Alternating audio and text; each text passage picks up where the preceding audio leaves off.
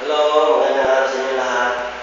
Muli, nandito ako sa inyo upang ibahagi sa inyo ang aking music at ang aking experiences sa paggawa ng isang album. So, una-una, nais kong ibahagi sa inyo ng aking motive sa paggawa ng album una-una, sumikat talaga. Pangalawa, sikat na ako, kumita pa ako ng pera. So, yun talaga ang unang-una kong intention sa paggawa ng album. Kaya, pinilit ko yung album ko na i-proceed at proceed. So, bale, bago tayo bago tayo pumunta sa ibang experience mo, balikan natin yung mga una kong experience sa paggawa ng album. So, dahil ako may gumawa ng mga songs, ginagawa ko, sinusulat ko sa papel, and then, inaayos ko sa typewriter, and then, tinatayo ko sa files ko. So, for how many years, nakita ko yung mga songs ko na naiipon ko, nanginaya ako. Kasi nga, nandun sa files ko, sayang. Ay, sabi, ano kaya kung isa dito sa mga recording companies o kung sino mga pwede kumanta. So, meron pinuntahan sa kumpanya na sa Makati, pinuntahan ko siya, binigyan ko ng mga songs ko na ang plano ko talaga, ikantahin ng band ko ng mga songs dahil tumatanggap ko sila ng mga lyrics. So, binigay ko nun, and then, after so many months, so many years, wala naman nangyari sa akin. So, yung ibang ko songs, sinakanta ko pag nag-iinuman kami, yung mga inuman, siyempre, gumayawasan mo yun. Parang nakikita ko sa mga na parang, ano yan, parang wala na, walang dating, sila nakikinig sa akin, siyempre, basta. Pero patuloy lang ako sa pag-play ng aking mga songs. And, yun, sa haba-haba din ng panahon, hinahit talaga ako. So, ginawa ko ng paraan, may mga kaibigan akong naikwento ko sa kanila yung gano'n na may mga songs ako. So, ginawa nila, sige, i-record mo sayang. Kaya natin tulungan kita. Hindi, sabi ko, sige, kung ano. Ngayon, kung i-record namin ito, kukuha ako ng singer, ako na mismo, wala kong bayan sa pag-recording, kahirapan ako. Kasi babayaran ko na yung singer, siyempre, ang trabaho ko, pianist ako. Siyempre, kailangan nyo ng pamilya ko. Kaya hindi ko magawang ma-record ng ako ang gagastos. Pero may mga kaibigan ako na nagtulong sa akin upang ma-record yung mga kanta ko. May meron ako sa ibang mga kaibigan ko na pera para matususan ko yung aking recording. So, sa unang-unang pag-record ko, sa unang intention ko, sabi ko, pag na-record ko itong album na ito, kilala na ako, magkakapera pa ako. Pero hindi pa naman. Tama yung mga ibang composers, singers and songwriters. Walang pera sa music industry. Pero ngayon pa man, hindi ako naman ng pag-asa, kaya patuloy ko yung aking mga songs, na-record ko pa rin. So dahil na ng mga kaibigan. And then, matapos yung mga record, hindi rin pala ganun kadali. Akala mo, pag recording na, sa amin na, tatanggapin ko sa radyo, wala akong radyo yung nakikinig mga songs ko. May pinaghanap ko mga, sila yung songs ko, pero hindi na nila pinipay. And then, maliwan doon, yung pag-record pala, talagang grabe ng hirap at challenges at excitement ang naramdaman ko. Unang-una, wala akong sariling gitara. Pangalawa, yung boses ko, dadalawang isip talaga ako kasi hindi wala singer. More of pianist and guitarist ako. Kaya dahil nga kaya kumuha ng interpreter, magbabalik pa ng malaki, sa kunay kumanta ng aking mga songs. Hindi rin nakabalik sa nag-recording ako, nagtatrabaho ako. So, pag wala akong trabaho, nag-record ako ng songs ko. And then, wala akong sariling gitara.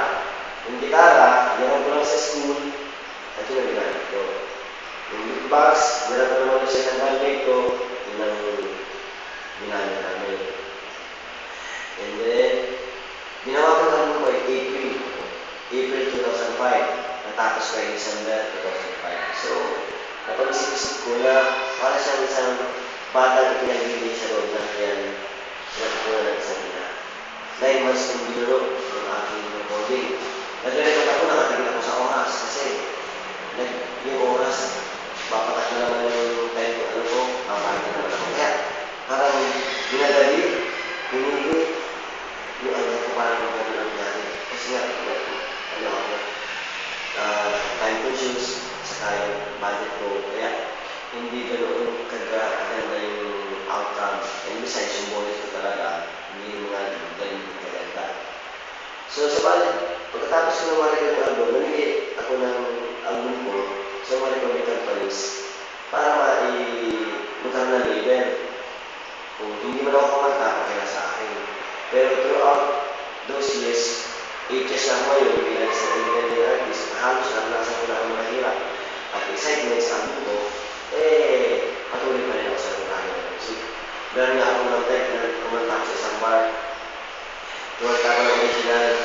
Kasi sa isang talagang independent artist, talagang original ang kakatahin mo para makilala ka ng mga tao at marinig na yung songs mo. Pero hindi siya pag kumakanta ka, parang napakaya sa sarili mo. Yung gano'n, yung hindi mo inaasahan na bakasyon ng reaction. At tatanungin na, ba't di mo kantahin ito? Ba't di mo kantahin yan? Kantahin mo nga ito. So, yung original songs mo, tabi, nakanta ka ng isang songs na covers ng katawa. So, ano pa mga, pinagpatuloy ko pa rin yun. Kumakanta pa rin ako, kahit mga tao, pakiramdam ko hindi sa akin nagiginig. Naranasan ko yung mag-perform sa TV. Channel 4, nag-perform ako sa DPA break, nag-perform ako ng mga songs ko. Pero yun nga, dahil ako yung isang pag-uwan sa music industry, medyo hindi pa ako confident kumanta. Alam mo yun, napakahirap. Pero pinilit ko, nilaban ko talaga yung mga songs ko. At nakita ko yung, dun pala nagkakaroon ng value yung mga songs ko.